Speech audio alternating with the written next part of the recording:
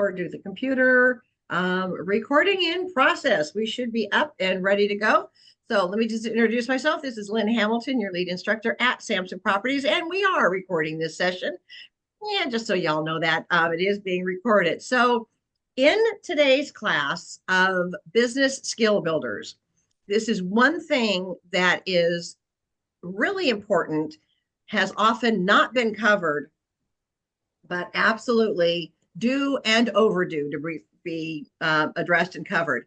And that is file retention, AKA CYA. And y'all know what CYA stands for. Cover your, there it is. So we're going to talk a bit about today of saving emails that pertain to a transaction, and then how long should files and records be kept for a transaction. And I'm going to throw in a bit on how long files should be kept for taxes as well. So again, full disclaimer right up front, I am not a tax advisor. This has just been from the School of Hard Knocks and what is the general rule of thumb of how long things should be kept. So I'm not giving you legal advice or accounting advice. I'm giving you practical real estate advice of best minimum practice. Now, let's start with how long we should be keeping files that are connected to or related to a real estate transaction.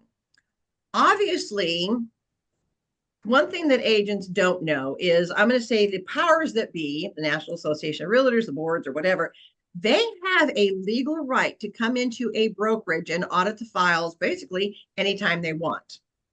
This is why it is a company policy with every brokerage that the company, the brokerage, must have access to, I'm going to say, a listing agreement, listing contract, I say the minute it goes on the MLS. Now, general rule of thumb is it is often referred to as a 24 or 48-hour requirement to get those into SkySlope or whichever platform your brokerage is using. Back in the olden days, we literally had to bring in the hard copy to the office because it is the broker's listing, not technically yours. And again, they have a responsibility to sign off on them and to make sure they are aware of everything that is out there that is under quote unquote their name, excuse me, within a matter of a couple of days. So understanding the backstory, the brokerages are not being just, snippy or snitty or making their own regulations up. These are things that they are also held accountable for, is to have access to all of this and the files. So there you have it. That's the backstory. Don't shoot the messenger. I'm just telling you what the regulations are and are needing to be. So from there, when it comes to file retention, ironically, there was a little bit of that on my recent CE credit update. It is recommended that agents keep all notes and everything pertaining to a transaction for 3 years. Now, I'm going to put an asterisk after that because I'm going to make a better recommendation. Yes, it is a requirement that the files are kept for 3 years. However, consumers have a 5-year window that they can come back and file a complaint over. So I would say better business practice is to make sure they are kept for 5. Now, for tax purposes, it is a general rule that your tax advisor will probably advise you to hang on to any documents or receipts pertaining your tax write-offs for 7 years. So 3, 5, 7, and some will even say It's better safer than sorry. It is better to keep them for up to 10. So again, I am not a bookkeeper. I'm not an accountant. I'm not a tax person. But what I would recommend is to keep all of your documents for a minimum of 7 years. Now, before you all panic over that, obviously your broker will have the full documentation because, again, we're now able to do it digitally, where in years past it was all paper. But here's where agents are often falling through the cracks. You should be keeping any and all communication with a client as part of the backup documentation. Yes, the company that you work with and for has that part of it. Some companies will ask, and I'm saying this, across the board, because I don't know who else may be listening to this eventually. Many companies will also ask the agent to download or to send in all notes, handwritten notes, emails, you name it, to be scanned and be made part of the complete official file. Way back when, we would submit them all in. Our transaction coordinator or the office compliant person would scan them into the archives of the brokerage. They would scan a copy, not of the personal notes and emails, but scan a copy of the documents for the buyer or the seller. And they would either put it on a thumb drive or a disk, and then would also give the agent a copy as well. Then as technology has advanced, it's all done in the cloud. But agents, here's what I want you to remember, and as your takeaway. All those email communications and text messages, if God forbid the you-know-what hit the fan over something regarding that transaction, the authorities, the courts, have the right to subpoena any and all emails and text messages that may have been connected to the communication with that person / the buyer or the seller / the client. Here's where most are at a disadvantage. You have left them sitting in your inbox of your email. And it is ill-advised to leave them all there and just let them accumulate up. Because at some point, there's going to be 100,000 of them. And that can be very problematic. So here's what I'm going to recommend. I'm going to attempt to do a screen share. So let me see if I can make that happen. All right. Let me close this. Let me close this down. Let me go to, okay. So those that are on the call, give me a thumbs up. Can you see my Gmail, this Gmail inbox? I'm getting thumbs up. So I'm saying yes. All right.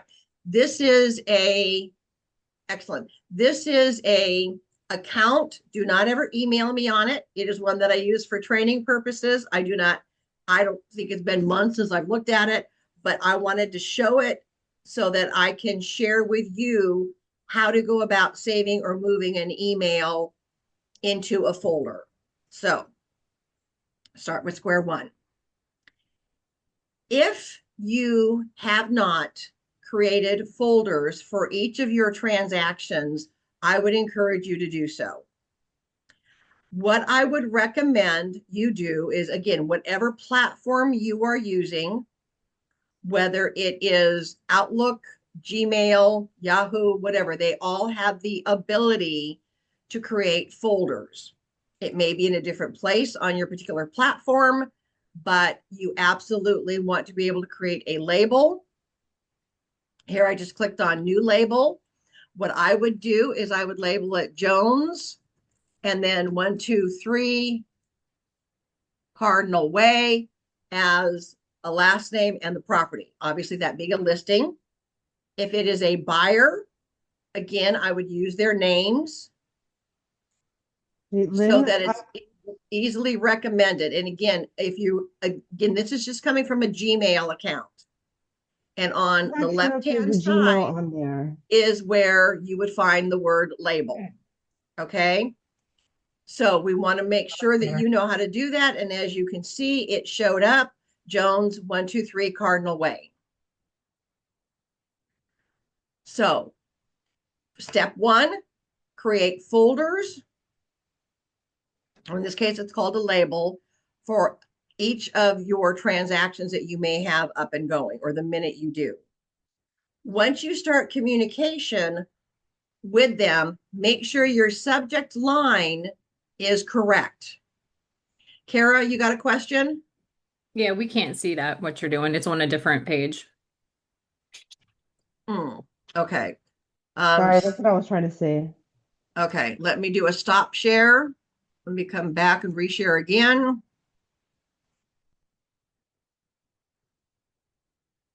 There you go. Is that it? Nope, that's not it. Hold on. The one thing that I don't like about these are when you're recording, you can't go from screen to screen. Is it showing now? Yeah, we can see it now. Okay, all right. So again, whatever platform you're using, it may be located different. It may be called folders. It may be called labels, whatever. So you've got to adapt it to whatever platform you happen to be using. So I created the Jones at 123 Cardinal. I'm now going to start emailing them regarding whatever. Make sure that your subject line reflects the topic of the conversation. If you are talking about previewing homes, make sure the topic reflects that. If you're going to change the topic, do not continue on the same feed back and forth. Start a new email with the correct subject line. Does that make sense? Give me a thumbs up. Okay. It is, and this is another reason too, that we encourage you from square one. Do not, in case you just fell asleep, do not use personal email for business. You absolutely need to have a separate email address, different from your personal one. Let's say this one is regarding my Joneses at 123 Cardinal Way. You can click it or you can move it over. When I clicked on it, I now will get my folders and my options up here across the top. I want to save it because I've already responded to it. I want to keep it, but I don't need it lingering in my inbox. I'm going to click on folder and I'm going to just drag down here and say, I want it to move to here. I click and it's gone. It is that simple. So when I go back over here under where my labels are and I see Jones 123 Cardinal, there's the email that I just moved over there. So again, each of your clients should have a label. And then when you've got an in from your inbox, when you click on it, it will give you the options of either deleting it and move to, that is where you will move it to the folder that applies to that client. In the chat box, give me a yes, that makes sense. So I know that you're following along. This will keep your inbox nice and clear. And it also keeps this organized of each of your transactions. Now, let's say the transaction doesn't come to fruition. You still have it.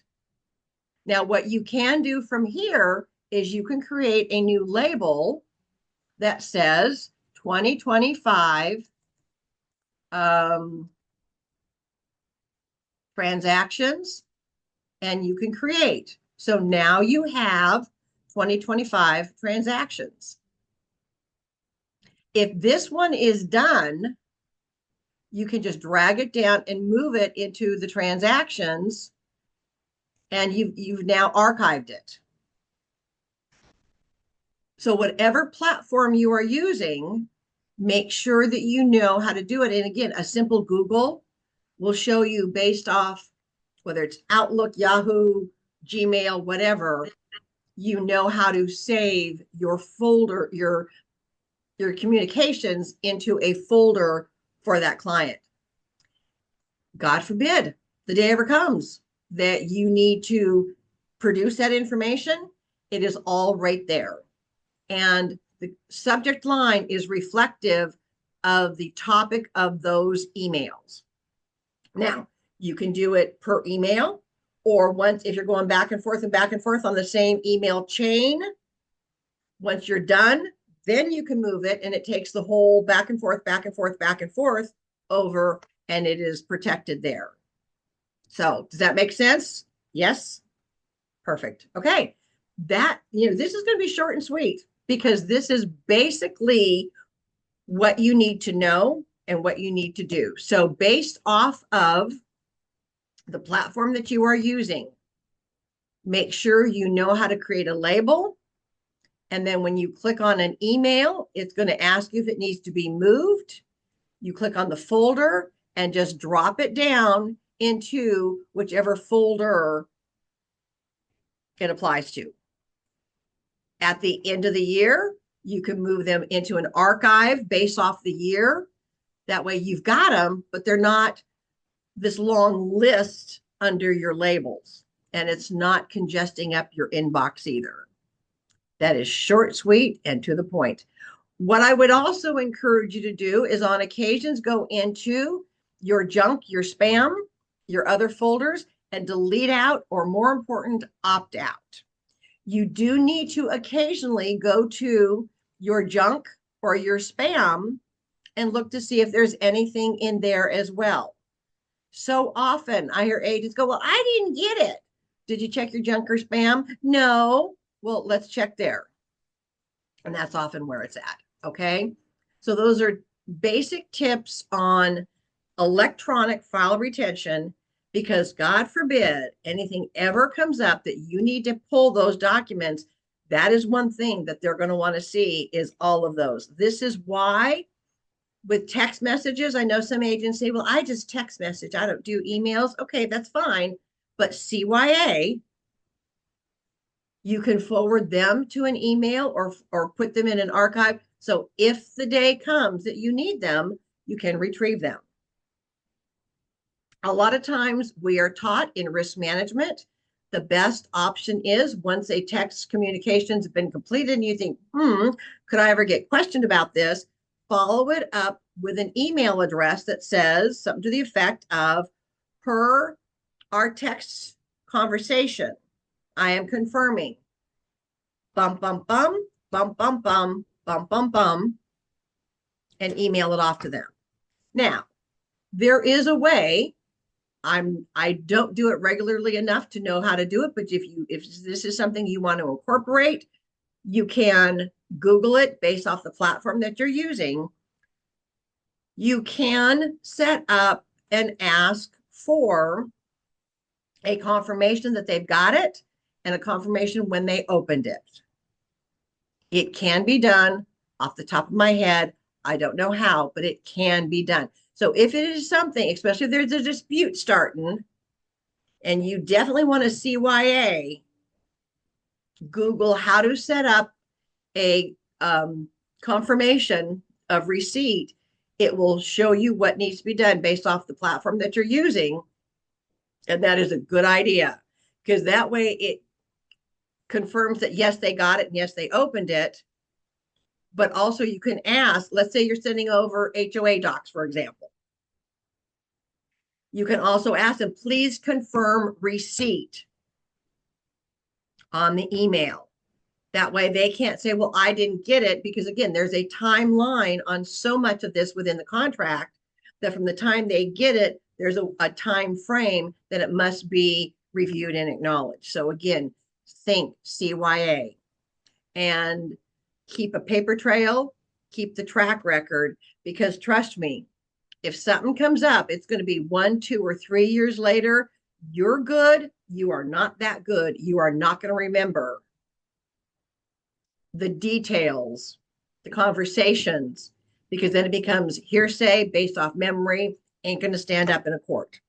So whenever possible, again, keep that paper trail, keep the documentations legally of the contract and all the support documents into SkySlope or whatever platform the company's using at the time. And then make sure that all the emails that are back and forth are secondary documents. Make sure that you've got those as well. Again, it is a risk management CYA. All right, so I'm going to click off that for a minute. Again, a quick reminder when it comes to keeping those records and how long you should keep them. According to what is presented to us in our continued education, it is 3 years, but it is 5 years that a consumer, I'm going to say a buyer, can go back on the seller over something.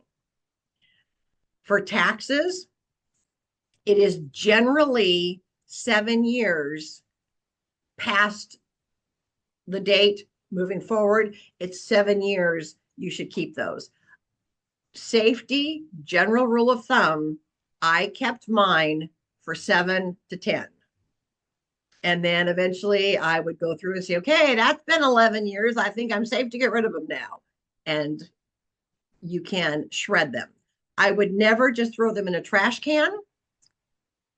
They need to be document shredded. So if you don't have a shredder, that is one thing you may want to consider looking into, because any pertinent information for that client, you have an obligation to protect it. So just keep that in mind as well. If it was your information, would you want it out there flying around in the dumpster? Probably not. Okay. So let me go ahead and jump over to our chat box real quick. I want to see if there's any questions. Okay, so we got that straightened out. Yes. Makes sense. Okay, good. Label and folders are the same, correct? Yes. Again, double check the platform that you're using. I use Gmail. I created the label, and then it was like a file folder, and then I would take the email and put it in that file folder. Okay. For desktop files, they need to be, are they needed in SkySlope? Is SkySlope compliant, sufficient? If you are able to take the email communication and put it into SkySlope, the point being is if they need to be retrieved, can they be retrieved? If there is the ability of SkySlope or any other platform that's out there that your company may be using, as long as they can be retrieved, yes, then that is sufficient and compliant. But again, a lot of agents don't. They leave emails sitting in an inbox. They've responded to them already, but they're just sitting in an inbox. And then at some point, they just go in and randomly delete. That is not the best option. Okay. All right.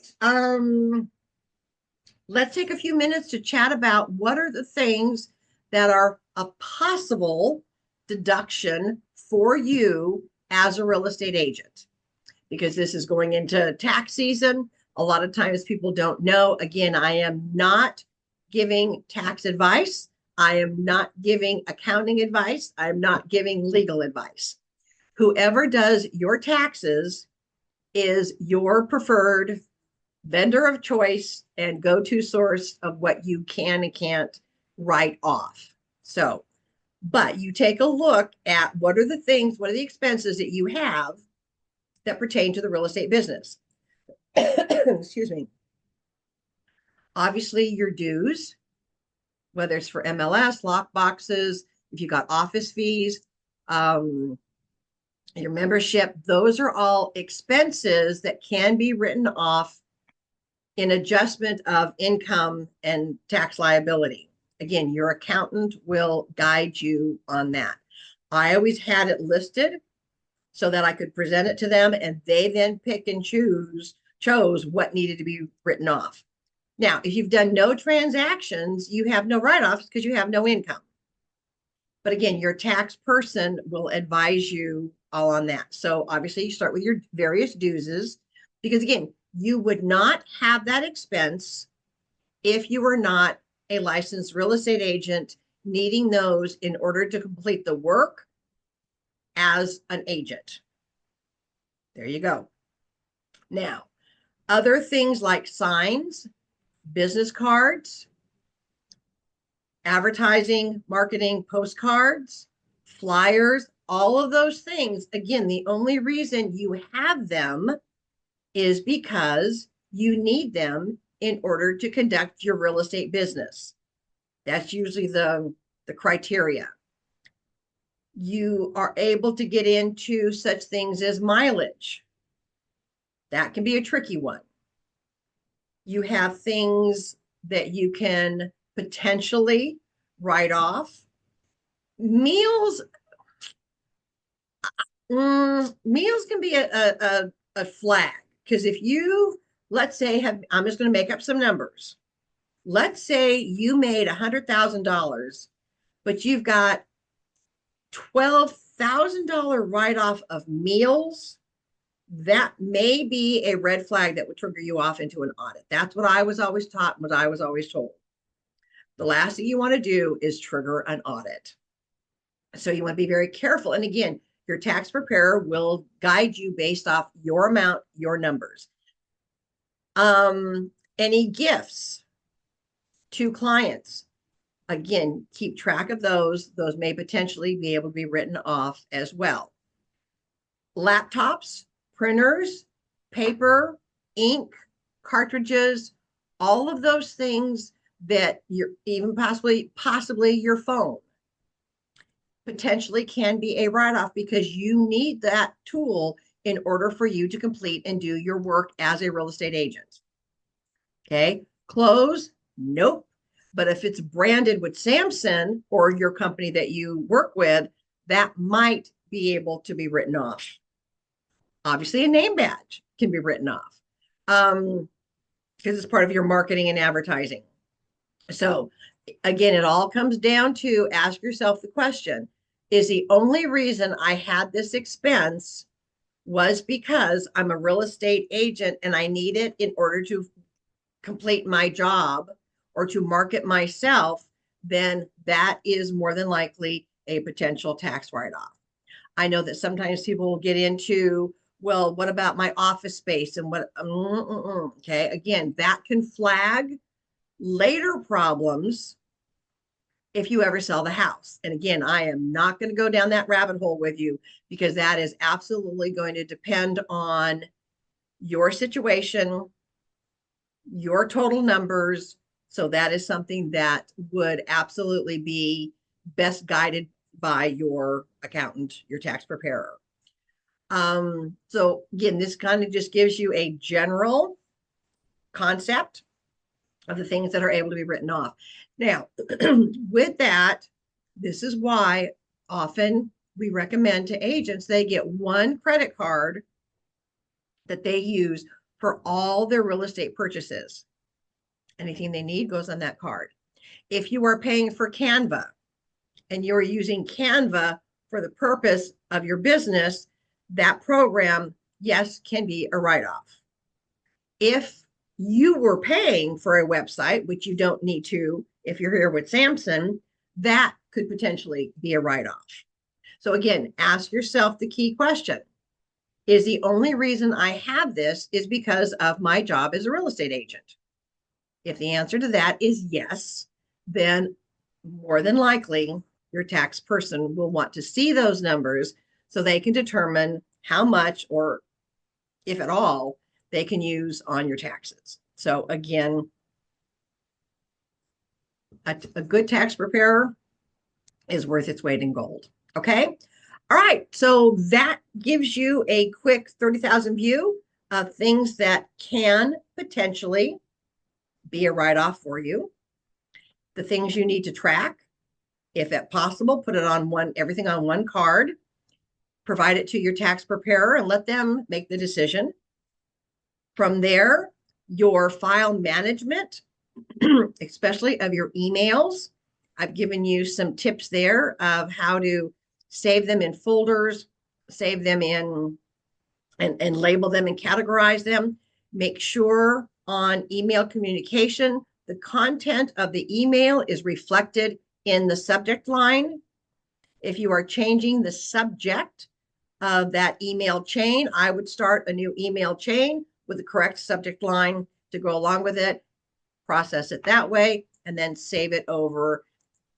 Again, CYA is way better than oops, I don't have. So, all right. Told you to be short and sweet. There's not a whole lot to it. Best business practice was although 3 years is what's the National Association recommends. 5 years if there's a complaint or a problem, 7 years for taxes. I personally just always kept mine 7 to 10 just in case. And no, I never did need to pull them. But if I did, one time I did, had to pull back records. I had them. It made life a whole lot easier. And I had everything at a click of a mouse and could print it and provide it. All right. So with that, I'm going to open up. Are there any questions that you all have regarding file retention? I bet you thought it was more complicated than that. It's really not. CYA, CYA, CYA. It's better to have them and not need them than to need them and not have them. So with that, there we go. Thank you very much. Now, here's what I want you to do. You probably had blocked off a full hour. We're going to shut off early. Go take the rest of the time until our next session coming up in an hour. Get into your email. Start looking at what needs to be moved. Start looking at what can be deleted or opt out of. If you are getting constant emails from a company or a vendor and you're not opening them on a regular basis, opt out. Opt out and get out of it. Go set up some folders, set up some organization, move some stuff over. You will feel enlightened. And there's another trick. Let me throw in. Top of my head, it can be done. Each platform may be slightly different, but you can color code your inbox by setting certain, I'm going to say people that would email you. It will come in a certain color. That can be done. I will look to see if I can do a quick video on how that is done. I did it once and forgotten now, but yes, it can be done. Frankly, if I was still actively selling on a regular basis, I would set up each of my clients. When they emailed me, it came into my inbox with a bold font and a certain color. And that way I would never accidentally miss important communication. All right, go clean up your inbox. Go clean up your emails. And I'll see you back in a little bit for our next session. All right, hope this has been helpful. Appreciate you. And I will see you all soon. Thank you. Thank you, Lynn.